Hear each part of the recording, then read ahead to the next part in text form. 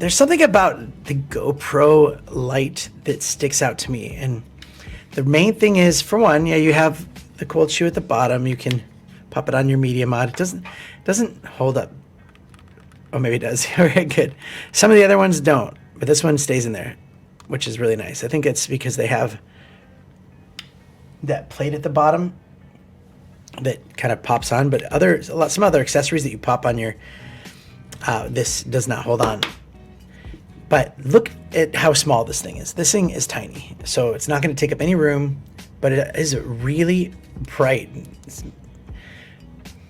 So that is a really bright light if you're trying to get some nighttime shots where you're like walking in a cave or something like that.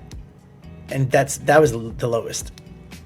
And then you have SOS. So, sorry, that's lowest, medium, brightest. And you have a diffuser that comes with it. It pops on here just to like look a little bit nicer. So it also has, it's waterproof, and it has a USB port here that you can pop off, and you can plug it in so you can charge it. But the battery lasts a long time, and it's because of that. It's because of how small it is and how bright it is and how great the battery is. I think that this is the best one to get for the GoPro, or even for some other cameras or phones, or if you're doing anything in the dark.